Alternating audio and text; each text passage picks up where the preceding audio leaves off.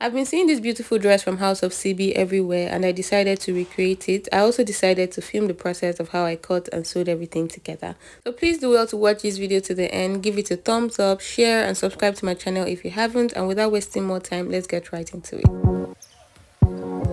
So we're going to begin with drafting out the pattern. This is my pattern paper here with some lines drawn on it. From the top, I have the starting line, next the chest line, bust point, under bust, waistline, hip line, and the full length. And I have a little for allowance, hemming allowance. Now to the shoulder line, I've marked my shoulder measurements divided by 2, which is 7.5 inches. I've drawn it down to the chest line. I used a neck width of 3 inches just as a guide to draw out my shoulder slope. And then from this shoulder slope, I'll measure down to the chest line. I'll divide it into 2, and I'm going to go in on that midpoint by 0.75 inches. Now on the chest line, I'm marking my bust circumference divided by 4. I'll use my curve ruler to draw out my armhole curve this way. Next, I'm going to just measure from the shoulder to my chest line. It is 8.5 inches. I'm trying to determine the neck depth for this dress. So 8.5 inches is too deep for me. So I'm going up from my chest line. I'm going above my chest line by 2 inches. So 2 inches above the chest line is where my dress is going to start from. So we can call this the neck depth or the upper chest line. I've drawn out a straight line there and I'm just blending the side into the armhole. Next, I'm going to mark my bust span measurement divided by 2 on this upper chest line. That is 4 inches. I'll mark it on the chest line as well, the bust point, under bust, waistline, and also on the hip line. I'm going to use my straight ruler to connect these points together, and I'll go on to start marking out my darts. So starting on the waistline, I'm going to mark 0.75 inches on both sides of this dart line on this waistline right here. So 0.75 inches toward the center and 0.75 inches towards the side on the waistline. Now moving to the under bust line, toward the center, I'm going to mark out 0.5 inches, just half an inch, and toward the side, I'm going to mark out 1 inch. Now if you've been watching my bustier videos, I usually use 1 inch toward the center and 1.5 inches toward the side whenever I'm making for myself. But for this video, I'm going to use half inch and 1 inch respectively because I don't want it to be too, I don't know the word. I don't want too much contour for this dress. I would have just used a regular dart, but I want a little underbust sculpting effect kind of. Yeah, I hope you get me. So now moving on, I'm going to mark down 6 inches from the waistline. That's where I wanted that to stop, and I'll slant from that 6 inches below to meet the darts on the waistline, and from there I'm going to connect from the waistline to the under bust this way. Now using my curve ruler, I'm going to blend from the under bust to the bust point line. So I'll just place my ruler this way with a slight curve and blend this dart that is toward the center. I'll turn it over this way and blend the dart that is toward the side, as you can see. Now I'm going to go ahead and do a little over bust tightening. So on this upper chest line or neck depth line, where I still have the dart line as well, I'm going to go out on both sides of that line by half an inch. So I'll mark half inch toward the side, half inch toward the center, and I'll use my curve ruler to just make a slight curve from there to blend with the bust point line this way.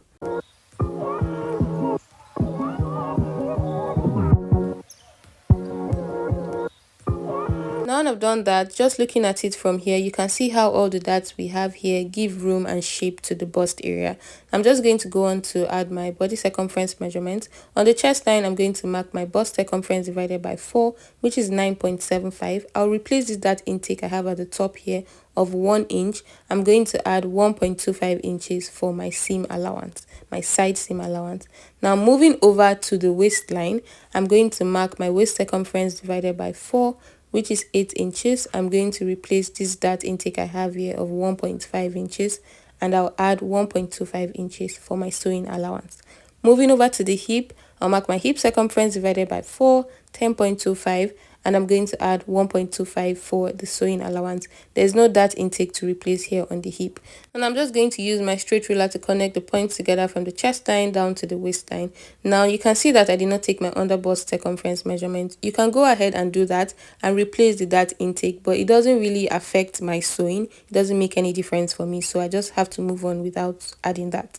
Now I'm going to connect from the waist to the hip, and now from the hip down to the full length, I'll connect with a straight line. If I did not mention earlier, this dress is 36 inches in length. I was just trying to do that there and show you. So now I've just shaped up the side. There's no point shaping below the hip line because this is not a pencil dress, okay?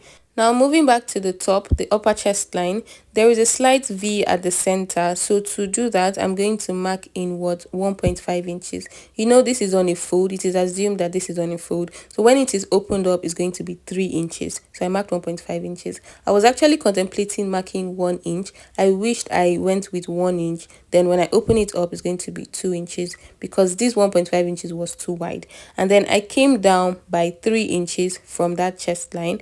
And I'm going to just slant this downwards. So you can decide to go lower than 3 inches because from the inspiration, it extends below the bust point line. So it just depends on how deep you want it to be and how wide you want it to be at the top as well. The next thing to do now is to mark out my side dart. So from the bust point line, I'm going to mark down 1.5 inches, which is the figure for my side dart. You know how we get that already? It is the difference between your shoulder to waist in front and your shoulder to waist behind. On the bust span measurement, that right there, I just marked out 0.5 inches on that bust point line and I slanted it down to the 1.5 inches below the bust point line on the side. Now I'm just going to close it and use my sellotape to hold it down, and I'm going to use my ruler to replace whatever shortage I've incurred as a result of closing the side dart. Now you can see how beautiful it looks already. Now I'm going to go on to make the curve on the side. So from the waistline, I'm going to go below the waistline by 0.5 inches, just half an inch. And on the hip line, I'm going to go inwards by 2.5 inches. So assuming this is on a fold, by the time it is opened up, the center from the hip line downwards is going to be 5 inches when opened up. So please take note of these measurements I'm making, and you can make adjustments to yours where you find necessary. Now I'm going to go down on this dart leg on the waistline by 5.5 inches, and my curve is going to pass from the waistline on the side down to the dart leg and then into that 2.5 inches. I tried using my curve ruler to draw it out, but it wasn't working. Now also take note that if you want yours to look more similar to the inspiration, I would advise that you go down from that dart leg by 4.5 inches, 4 inches to 4.5 inches. The 5.5 inches I used here is slightly lower, and the gathers joining on the inspiration is a bit higher, so I'd advise 4.5 inches, 4 inches to 4.5 inches. Now I'm just going to use my free hand to blend out the curve, and then after drawing it out, you can see how nice it looks.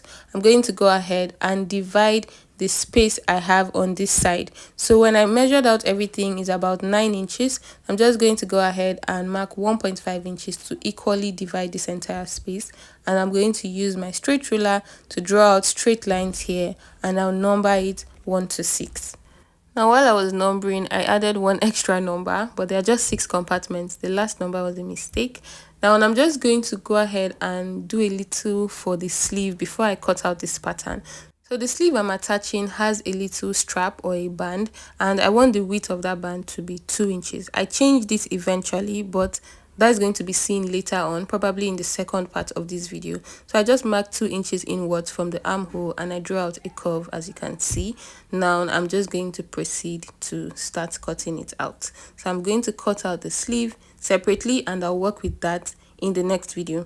So now moving over to the lower part, I cut it here, and when I got here I realized that I made a little mistake, so please pay attention. I'm not talking about the extra number. So moving to the waistline, for this curve, I want the curve to start from the waist circumference measurement and not include the allowance. So from the actual waist circumference divided by 4 and that intake included, I'm just going to mark down half an inch, and that is where I want my curve to start from. So the extra 1.25 inches on the side is just going to be straight because that is the sewing allowance, the side seam allowance. So from the actual waistline, I'm going to go down by 0.5 inches and just blend this curve because I've already made the curve. So when you're doing it, please do well to take note of this. Start from the actual waist circumference measurement divided by 4. Okay, now I'm just going to extend these other slash lines I've drawn upwards, and now I think the pattern is much better, so I can proceed to cut it out. So I like to do this so that the curve does not look funny and it actually starts from the waistline and not include the allowance. So please take note. Now I'm just going to go ahead and cut everything out. Please pay attention to how I'm cutting it out.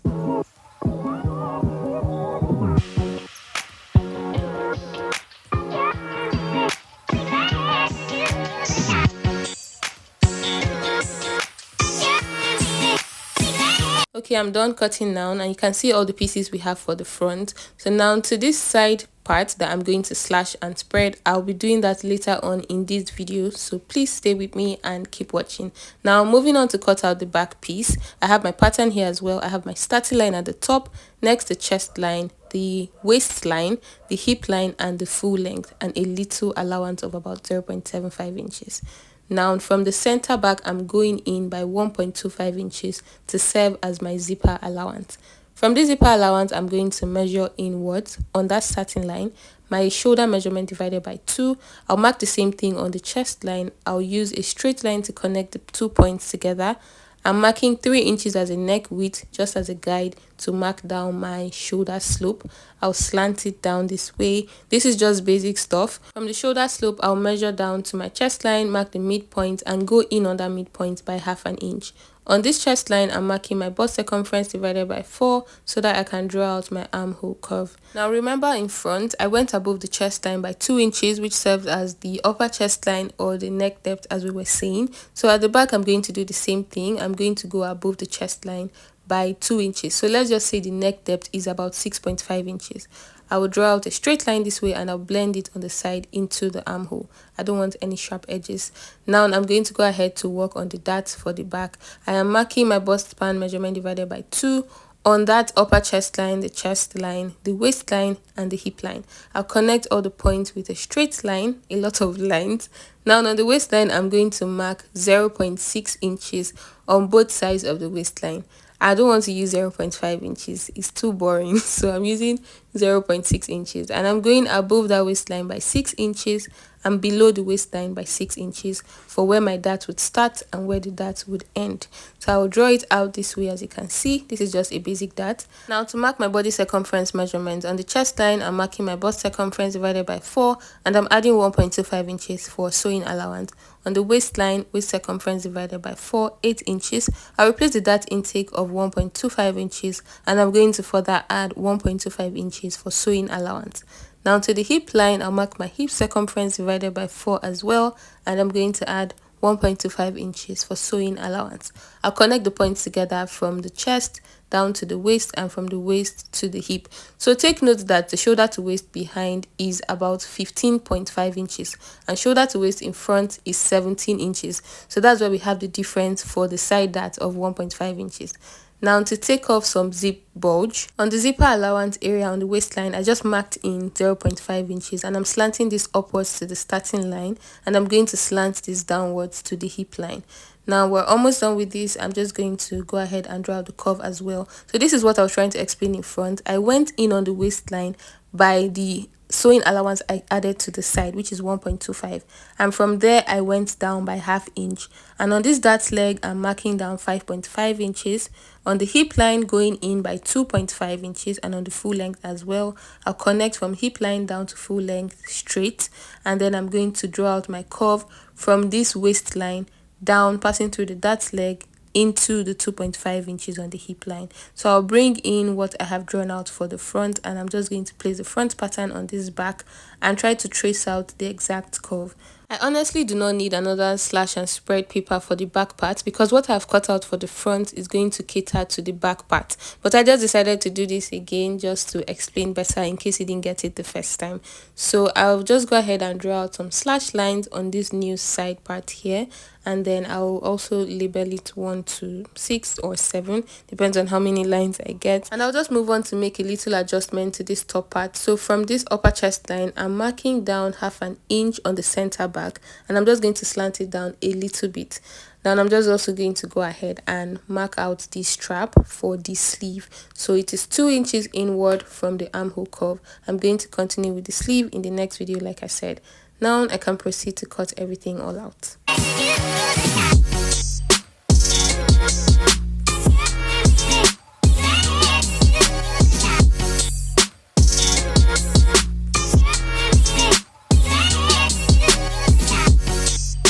So now here I have my center back piece, I have my side back piece, I have my center front piece right here, and I have my side front, and I have this other piece for the gathers on the 2 sides. So I'm going to use this one piece to cut out the gathers for the 2 sides. Now to completely finish up with the front part, there is a cape-like thing that goes around the chest.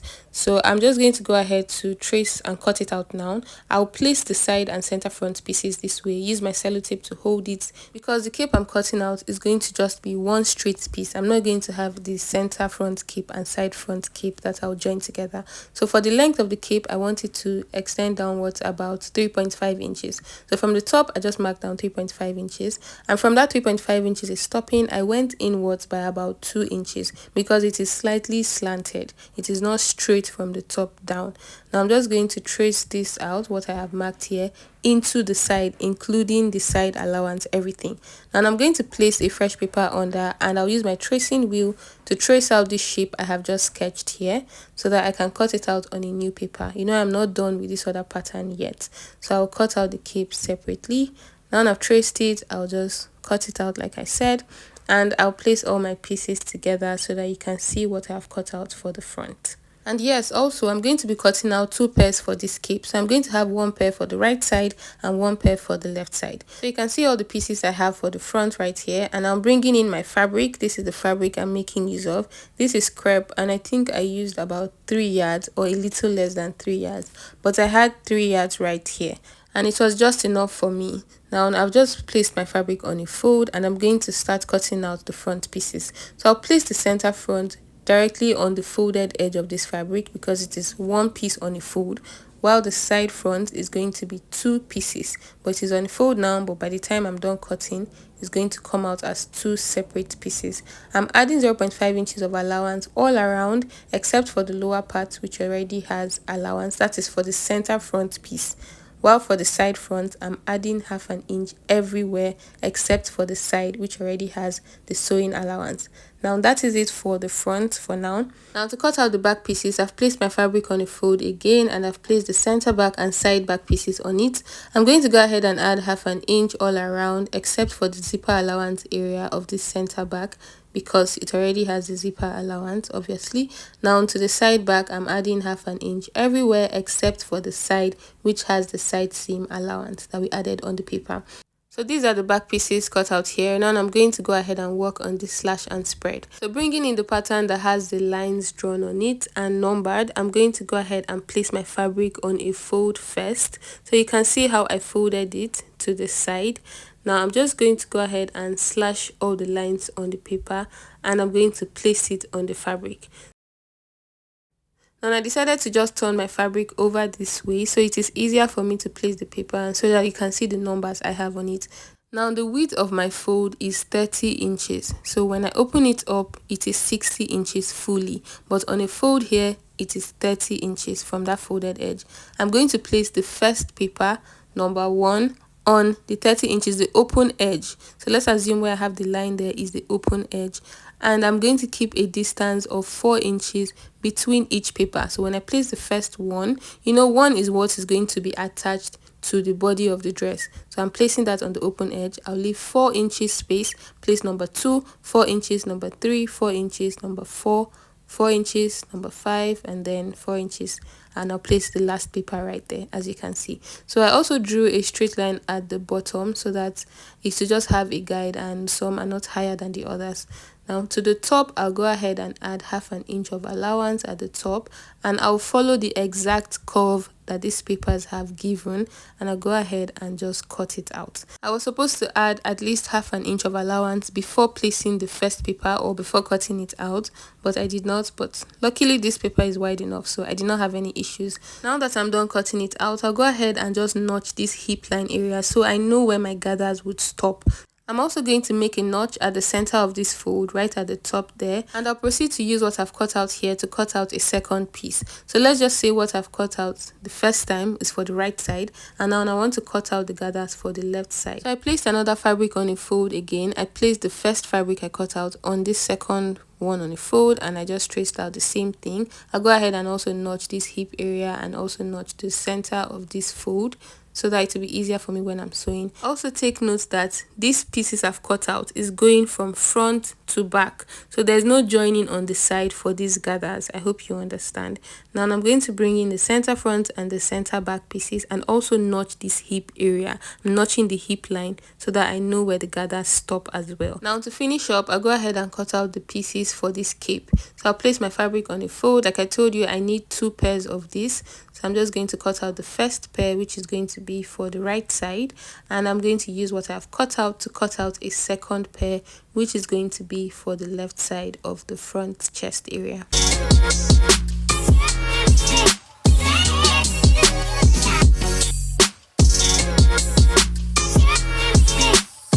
Now you can see the 2 pairs I have cut out. It is in pairs because one piece is going to serve as a lining and the other one is main fabric. Now I'm placing all the pieces for the front. You can see how nice it looks. The center front, side front, the cape around the chest, and the side gathers. You can see how beautiful it looks. Now these are the back pieces I have. I have the side back here, I have the center back right here, and I have this other piece which is also going around the front and the back for the gathers on the other side.